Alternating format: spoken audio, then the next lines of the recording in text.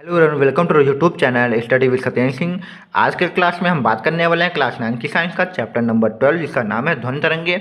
इसमें हम आज बात करेंगे प्रतिध्वनि से संबंधित कुछ आंकिक प्रश्नों के बारे में, यानी न्यूमेरिकल हम आज करने वाले हैं जो कि हमारे प्रतिध्वनि से संबंधित होंगे। ये हमारा इस क्लास का लेक्चर नंबर 9 है। तो ध्यान रखना, इसके पहले हमने लेक्चर 8 तक डिस्कस किया है और प्रतिध्वनि क्या होती है, उसके लिए न्यूनतम दूरी क्या होती है, कितनी देर बाद हमें प्रतिध्वनि सुनाई देती है, ये सभी हमने पिछली क्लास में डिस्कस किया हुआ है। अगर आपने नहीं देखा है तो उसको देख लीजिए, उसके बाद आपको न्यूमेरिकल क्लास और अच्छे से समझ में आ जाएगी। फिर भी मैं आपको कोशिश करूंगा कि बिना वो क्लास देखे भी मैं इनको समझा सकूँ, ठीक है।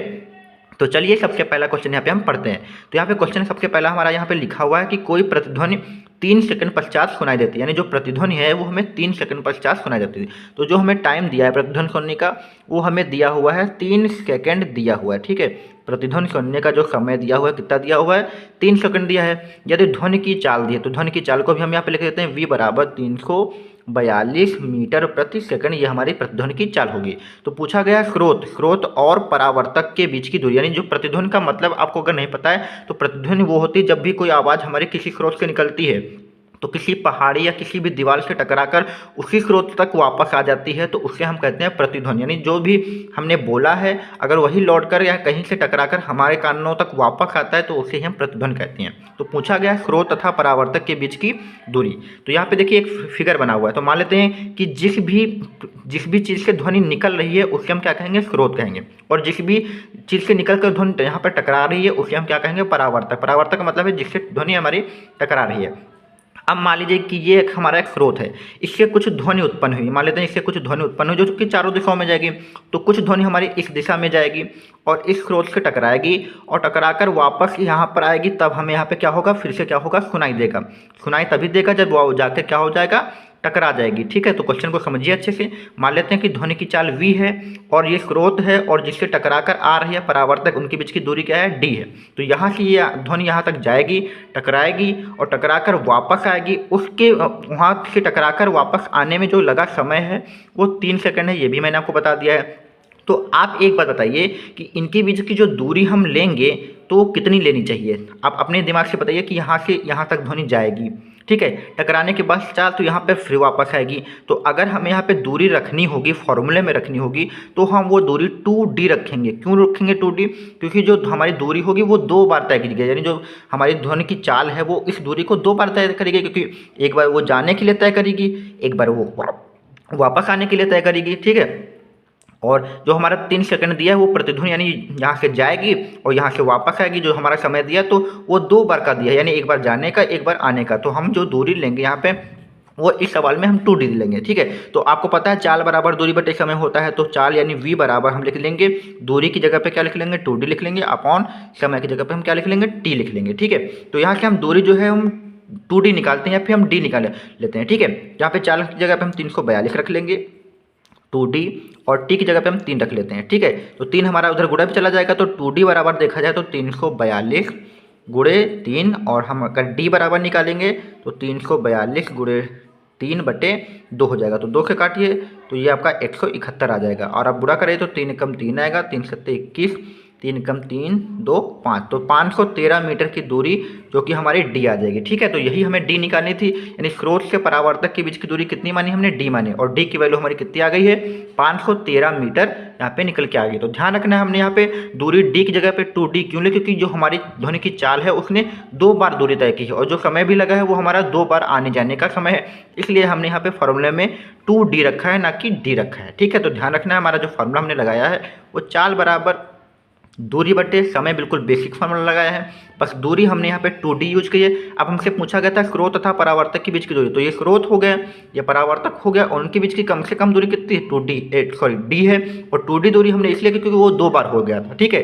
तो क्वेश्चन आप समझ गए होंगे कि हमने यहाँ पे 2d क्यों लिया और हमने d की वैल्यू कितनी निकाली। यही हमारी स्रोत और परावर्तक के बीच की दूरी हो जाएगी, ठीक है। एक क्वेश्चन आपको और देखना है यहाँ पे नीचे, देखिए इसी टाइप का है, थोड़ा सा अलग है।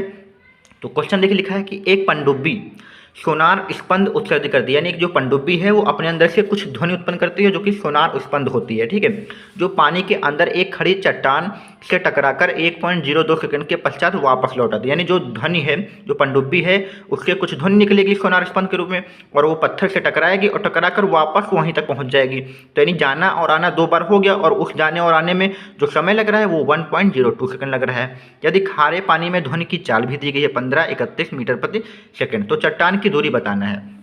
तो अब यहाँ पे देखिए, ये मान लेते हैं एक सोनार है, इससे कुछ ध्वनि निकलती है और ध्वनि जाती है और इस पत्थर से या फिर कह सकते हैं टकराती है, जो पहाड़ी है, चट्टान है, जो भी है, इससे टकराती है और टकरा कर क्या होती है, फिर से वापस वहाँ पर चली जाती है। तो इस प्रकार से उसने यहाँ से जाने में और वापस आने में जो दूरी तय की है वो हम दूरी कितनी लेंगे, 2d ही लेंगे, क्योंकि 2 बार जानी पड़ी है। और जो चाल है यहाँ पे पानी के अंदर की वो 1531 मीटर प्रति सेकंड है। समय जो लगा हुआ है वो 1.02 सेकंड लगा हुआ है और हमें बताना है इस सोनार से लेकर इस चट्टान के बीच की दूरी, यानी d की वैल्यू बतानी है। तो हम क्वेश्चन में 2d रखेंगे, लेकिन जो हमें आंसर बताना है वो d ही बताना है। ठीक है, तो हम वही चाल बराबर दूरी बटे समय, तो चाल हमारी v है और दूरी हमारी 2d है बटे समय। तो ये t हमारा इधर चला जाएगा और 2d बराबर हो जाएगा v इंटू टी हो जाएगा और d बराबर देखा जाए तो क्या हो जाएगा, v इंटू टी अपॉन 2 हो जाएगा। तो इसी में हम यहाँ पे फॉर्मूला में वैल्यू रखते हैं, v की वैल्यू रखते हैं 1531 और t की वैल्यू 1.02 और अपॉन में 2। तो हम यहाँ से 2 से 2 काटेंगे यहाँ पे, तो ये 2 पंची 10 आएगा और 2 एकम 2 आएगा। 2 अंक के बाद दशमलव है तो हम यहाँ पे 2 अंक के बाद दशमलव लगा देंगे। ठीक है, अब इसका हम यहाँ पे गुणा करा लेते हैं। तो गुणा कराने के बाद जो हमारा आंसर आएगा हम वहाँ पे लिख देते हैं। ठीक है, तो इसका हम गुणा यहाँ पे करा देते हैं। ठीक है, तो सबसे पहले हम 1 से गुणा कराएंगे इसका, तो यही आएगा। 5 से गुणा कराएंगे तो 5 एकम 5, 5 3 15, 5 25 1 26, 5 एकम 5 2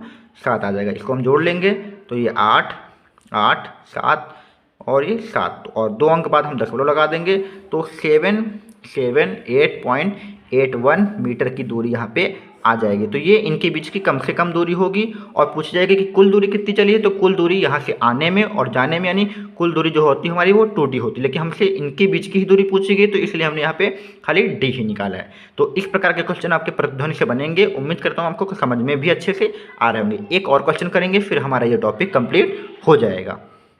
चलिए यहाँ पे हम तीसरा क्वेश्चन समझते हैं। लिखा है यहाँ पे कि किसी तूफान द्वारा उत्पन्न ध्वनि बिजली दिखने के 10 सेकंड बाद सुनाई देती है। तो क्वेश्चन में कहा जा रहा है कि एक तूफान है जो कि उठा है और उस तूफान द्वारा जो उत्पन्न ध्वनि है, या फिर हम कह सकते हैं जो बिजली कहते हैं, जो तूफान द्वारा उत्पन्न ध्वनि है वो बिजली दिखने के 10 सेकंड के बाद सुनाई देती है। यानी हमारे पास यहाँ पे इस प्रश्न में 2 चीज़ें हो रही हैं। एक तो हमें जो बिजली कड़की है उसकी ध्वनि हमें सुनाई दे रही है और बिजली के द्वारा जो प्रकाश उत्पन्न हुआ है वो हमें दिखाई दे रहा है। तो हमारे पास 2 चीज़ें इस बार आ रही हैं। हमारे पास ध्वनि आ रही है जो कि बिजली से उत्पन्न हुई है और दूसरी ध्वनि का प्रकाश आ रहा है। और बोला गया है कि जो प्रकाश आ रहा है, जो प्रकाश दिखने में और ध्वनि उत्पन्न होने में जो समय लगा है उनके बीच में 10 सेकंड का अंतर है। यानी कहने का मतलब ये है कि जो ध्वनि जो है हमारे पास वो प्रकाश की अपेक्षा 10 सेकंड के बाद आ रही है। यानी ध्वनि आने में हमें 10 सेकंड ज़्यादा लगते हैं और प्रकाश आने में 10 सेकंड कम लगते हैं। कह सकते हैं कि ध्वनि और प्रकाश को पहुंचने में जो अंतर है वो 10 सेकंड का है। ठीक है, हम यहाँ पे मान लेते हैं कि ये हमारा यहाँ पे बादल है। ठीक है, यहाँ पे बादल है और यहाँ पर हमारी क्या है, यहाँ पे बादलों की कड़कड़ाहट से ध्वनि उत्पन्न होगी। यानी सबसे पहले हमारी बात तो बिजली कड़केगी, बिजली कड़कने से क्या होगा, हमारा प्रकाश उत्पन्न होगा। ठीक है, और वो प्रकाश जो होगा वो मान लेते हैं यहाँ पे कोई पृथ्वी पर कोई व्यक्ति है उसके तक पहुँचता है। ठीक है, और उसी प्रकाश के बाद हमारे यहाँ पे क्या उत्पन्न होगी, ध्वनि उत्पन्न होगी। तो जो ध्वनि उत्पन्न होगी उसको पहुँचने में जो समय लगा है इसके और इसके बीच में जो समय का अंतर है वो 10 सेकंड का अंतर है। मतलब कहने का मतलब यही है कि ध्वनि को पहुँचने में 10 सेकंड ज़्यादा लगते हैं जबकि प्रकाश को पहुँचने में 10 सेकंड कम लगते हैं। यानी हम अगर इन दोनों का समय निकालें तो इन दोनों के समय के बीच जो अंतर होगा वो 10 सेकंड का होगा। तो ठीक है, हम सबसे पहले क्या करते हैं, प्रकाश को पृथ्वी तक या किसी व्यक्ति तक पहुँचने में जो समय लगा है हम वो निकाल लेते हैं। तो सबसे पहले हम यहाँ पर समय निकालेंगे प्रकाश के लिए। तो प्रकाश को पहुंचने में जो समय लगा है मान लेते हैं वो समय हो गया हमारा t1 और समय बराबर होता है दूरी बटे 4। तो हम यहाँ पे दूरी मान लेते हैं, यहाँ पे जो हमारा बादल जहाँ पर है और ये पृथ्वी है इनके बीच की जो दूरी मान लेते हैं वो दूरी मान लेते हैं d है। तो हम यहाँ पे दूरी रख लेते हैं d और चाल रखते हैं हम यहाँ पे प्रकाश की चाल। प्रकाश की चाल को हम c से लिख लेते हैं और सभी को पता होना चाहिए जो प्रकाश की चाल होती है वो होती है 3 × 10⁸ या कह सकते हैं 30 करोड़ या 3 करोड़ के आसपास होती है आपकी 3 × 10⁸। अब लिख लीजिए प्रकाश की चाल c बराबर कितना होता है 3 × 10⁸ मीटर प्रति सेकंड होती है। ठीक है, ये आंसर है। तो हमने यहाँ पे प्रकाश को पहुँचने में जो समय लगा है वो निकाल लिया। इसके बाद जो हमारी ध्वनि होगी, जो हमारी बिजली चमकी है उसके द्वारा जो आवाज़ आई है, उस ध्वनि को पहुंचने में मान लेते हैं जो समय लगा है वो t2 है। और t2 बराबर हम लिखेंगे समय बराबर दूरी बटे चाल। तो दूरी तो वही कवर करके आएगी, तो दूरी हम यही लिख लेते हैं। और चाल में देखिए ध्वनि की चाल दी हुई है, तो ध्वनि की चाल कितनी दी है, 340 दी है, तो हम यहाँ पे 340 रख लेंगे। तो एक समय हमने यहाँ पे प्रकाश का निकाल लिया, जो प्रकाश है हमारे तक पहुँचा है। दूसरा समय हमने ध्वनि को पहुँचने में निकाल लिया। अब बोला गया कि जो इन दोनों के बीच जो अंतर है, यानी जो ध्वनि वाला समय है वो ज़्यादा है और प्रकाश वाला जो समय है वो कम है। तो हम कह सकते हैं कि इन दोनों के बीच में अंतर, तो हम ज़्यादा वाले से कम वाले को घटा देंगे, यानी t2 से हम t1 घटाएंगे तो हमारा 10 आ जाएगा। ठीक है, समझ जाएंगे कि हमारा जो ध्वनि वाला समय है वो ज़्यादा है 10। ठीक है, अब यहाँ पे हम d2 की वैल्यू रखें तो d बटे 340 रखेंगे और t1 की वैल्यू रखेंगे तो d बटे 3 गुणे 10 की घात 8 रखेंगे। ठीक, बराबर की 10। अब आप चाहें तो यहाँ पे हम देखते हैं, यहाँ पे d कॉमन ले लेंगे। अगर हम d कॉमन लेंगे तो इधर 1 बचेगा, ऊपर 340 हो जाएंगे, इधर 1 बचेगा और ये आपका 3 गुणे 10 की घात 8 हो जाएगा। अब यहाँ से एक चीज़ आपको ध्यान देना है कि जब भी कभी आपका हर में कोई संख्या बहुत बड़ी हो, करोड़ों में अगर वो संख्या है, तो उसको आप 1 से भाग देंगे तो जो वैल्यू आएगी वो काफ़ी कम आएगी। यानी कभी भी आपका हर बड़ा होगा, अंश छोटा होगा, तो उस मामले में जो आपकी वैल्यू आएगी वो काफ़ी छोटी आएगी। आप एक एग्जाम्पल से देख सकते हैं, अगर हम 10 को 10 से डिवाइड करें तो 1 आता है, और इसी 10 को अगर हम 100 से डिवाइड करें तो देखिए कितना आएगा, 1/10 यानी 0.1 आएगा। और इसी 10 को अगर हम 1000 से डिवाइड करें तो 0.01 आ गए। यानी जितना बड़ा नंबर नीचे होगा उतनी ही क्या आती है, कम वैल्यू आती है। तो यहाँ पे देखिए 3 है और उसके आगे 10 की घात 8 का मतलब 10 के मतलब है कि 8 जीरो लगे होंगे। और सोचिए उससे अगर हम 1 को भाग करेंगे तो कितनी वैल्यू आएगी, यानी ना के बराबर आएगी। तो हम कह सकते हैं कि 1 यानी 3 गुणे 10 की घात 8 को इससे भाग करेंगे तो जो वैल्यू आएगी वो नगण्य के बराबर आएगी। तो हम इसलिए क्या करेंगे, ये वाली जो वैल्यू है इसको हम छोड़ देंगे। तो हमारा क्या बचेगा, खाली 1/340 बचेगा। तो हम यहाँ पे लिख लेंगे d इंटू 1/340 बराबर का 10। और 340 अपान में है तो उधर जाएगा तो गुणे में हो जाएगा, तो 10 से गुणा हो जाएगा तो आपका आ जाएगा 3400 मीटर आ जाएगा। क्योंकि ध्वनि की जो चाल थी मीटर में थी, तो जो आंसर भी आएगा वो मीटर में। तो हम ये कह सकते हैं ये एग्जैक्ट आंसर नहीं है, ये अप्रॉक्स में आपका है, लगभग में। तो जो हमारी बादलों की कड़कड़ाहट के पास जो बिजली उत्पन्न हुई थी और उसकी पृथ्वी से दूरी देखी जाए तो आपकी लगभग में 3400 मीटर होगी। एग्जैक्ट नहीं कहेंगे क्योंकि हमने यहाँ पे 3 गुणे 10 की घात 8 को नगण्य मान लिया है। ठीक है, तो इस प्रकार से इस क्वेश्चन को सॉल्व कर सकते हैं आप आसानी से। ठीक है, तो इसी के साथ हमारे यहाँ पे जो सारे क्वेश्चन है प्रतिध्वनि से संबंधित वो हमारे कंप्लीट हो चुके हैं।